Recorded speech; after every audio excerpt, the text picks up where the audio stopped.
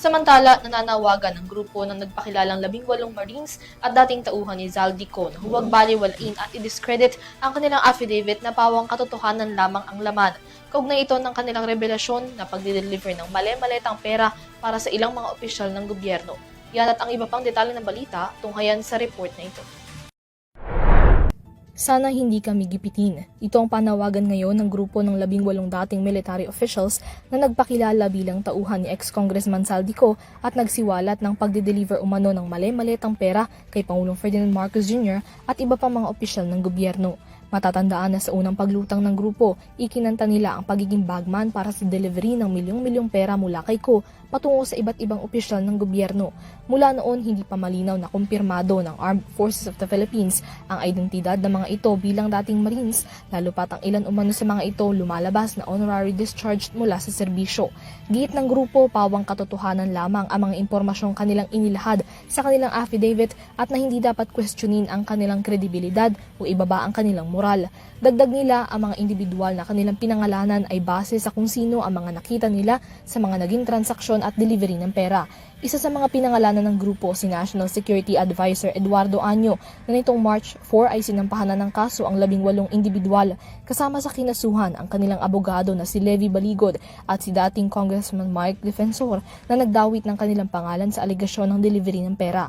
Ikinagulat at ikinagalit ni Ania ang mga malisyosong alegasyon at na hindi niya ito itotolerate.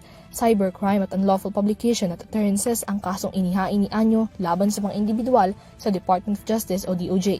Bukod kay Año, nadawit din ang pangalan ni dating Senador Antonio Trillanes sa akusasyong pagtanggap ng pera mula kay Ko para ponduhan ang investigasyon ng ICC sa Pilipinas. Itinanggi na niya ang aligasyon at naghain na rin ng kasong cyber libel laban sa 18 military officials, kay Baligod at kay Defensor.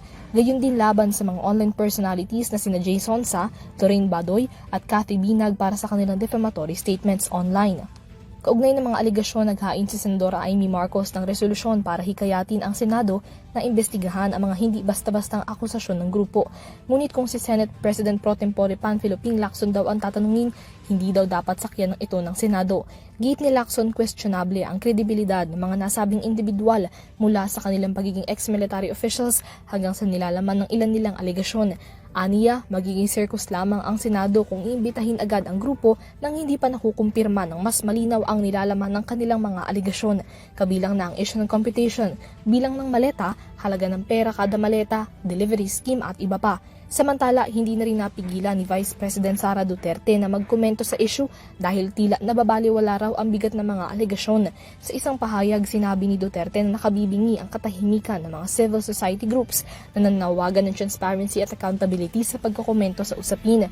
Pinuna niya rin ang tila kawalan ng gana ng administrasyon na siyasatin ang katotohanan sa likod ng mga akusasyon. Giit niya pa, hindi daw dapat selective ang galit sa katiwalian at hindi daw dapat pili kung sino ang iimbestigahan. Para sa EuroTV News, Mia Layagin, sumasaludo sa bawat Pilipino.